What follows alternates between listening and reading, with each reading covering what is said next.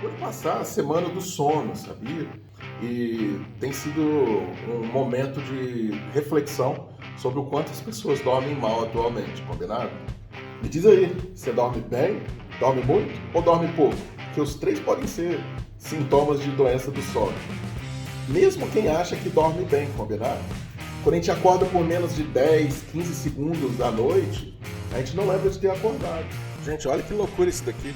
Esse é um exame que eu fiz recente, tá bom? De um cliente que não percebia a dificuldade dele de dormir. Mas olha as paradas respiratórias que a pessoa faz, 1 minuto e meio, quase 90 segundos, né? São 1 minuto e meio de parada respiratória, coisa de louco, uma atrás da outra. A pessoa faz uma parada respiratória de 20 segundos, depois respira 5, 6 vezes e volta a ter parada respiratória. Eu vejo isso todo dia e a pessoa não percebe, tá hipertensa. Olha o oxigênio faltando ali embaixo, gente. A saturação normal de oxigênio nosso é 95 a 100, perfeito? Lembra na época do Covid que a gente ficava dosando saturação lá no pronto-socorro? Quando o cara chegava com 92 de saturação, a gente estava desesperado. E olha isso daqui. A pessoa faz 30, 40, 45 de saturação, é um negócio de louco, tá bom? Então, se liga aí, se tá acordando muito cansado, detonado depois de uma noite que você acha que dormiu a noite inteira, também tem que investigar, hein? Quer ver uma coisa? Quem tem aí seus 30, 40 anos de idade, ou mesmo aos 20 anos, pode acordar 5, 6 vezes por hora e não lembra disso. Você lembra de ter acordado 40 vezes na última noite? Ninguém lembra.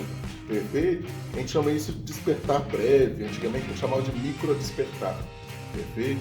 E assim, isso conta. Porque se a pessoa está fazendo um monte de besteira para dormir, ela começa a ter o sono detonado, mesmo sem perceber.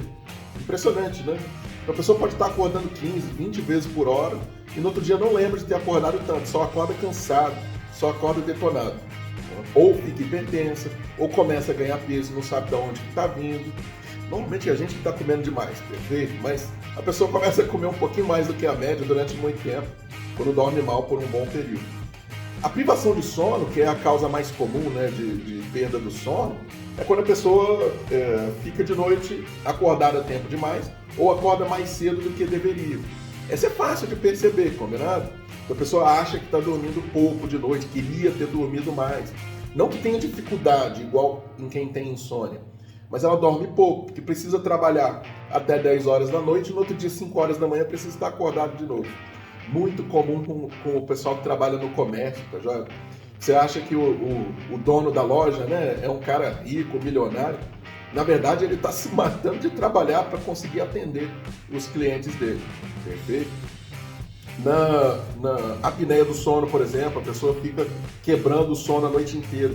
Mas tem gente que tem um sono tão profundo, que nem a apneia do sono consegue acordar ela. Aí no outro dia, apesar de não ter acordado, o sono deixou de ser profundo e ficou superficial. E isso causa repercussão na pessoa, a memória fica fraca, o equilíbrio emocional fica detonado. Na apneia do sono especificamente fica hipertenso, ganha peso, propicia a formação do diabetes, né? Tá certo. Então, tem muita coisa que a gente tem que fazer, mas o principal é saber regular a luz, por exemplo. A pessoa tem que ter muita claridade durante o dia e escuridão absoluta no período da noite. Isso não pode deixar de acontecer. Então, a humanidade esqueceu, né? Mas a noite começa às 6 horas. A gente não chama de meia-noite à toa. Então, de 6 às 6, né? 6 da noite até 6 da manhã, a gente tem o período noturno. Eu até entendo aqui, olha, eu sou de Vitória, no Espírito Santo. Lá em Vitória, das 6 horas está escuro mesmo. Aqui em São Paulo, onde eu moro, é um pouquinho diferente. No verão, tem época que está 8 horas da noite e ainda tem sol. Aí tudo bem, você está obedecendo o ciclo da luz e participar, né, da claridade durante um pouco mais de tempo. Nessa época está tudo bem. Mesmo porque de manhã o sol vai começar um pouquinho mais cedo. A diferença é muito discreta, combinado, entre o inverno e o verão, mas é perceptível, especialmente nas latitudes mais altas. Ou seja, quanto mais ao sul do Equador ou muito ao norte do Equador. Perfeito? Você vê, né, lá na Antártida, por exemplo, a gente às vezes passa 4, 5, 6 meses sem o sol se pôr. É uma curiosidade legal de saber. Na Antártica seria um lugar horrível de você passar por muito tempo, né? Recentemente o MrBeast lançou um vídeo dele passando na Antártida, 3 dias no sol. Foi super engraçado. Essa campanha, né, da Semana do Sono, ela vem contribuir só com a conscientização, mas sinceramente quem já está dormindo mal sabe muito bem disso. Perfeito? O que você tem que fazer é procurar se adaptar aos seus limites. Todo mundo vende, essa é a verdade, vende um pouco da saúde para poder trabalhar. Isso é normal, tá joia? Quer ver? Eu como médico, a gente dá plantão noturno. Isso vai me detonar um pouquinho, mas é o que eu preciso fazer para sobreviver. Eu creio que as pessoas devam ser fortes o suficiente para continuar trabalhando no ápice da sua capacidade, o máximo que elas puderem dar. Quanto mais a pessoa trabalha, mais ela produz, mais ela contribui, né, para a dinâmica da sociedade.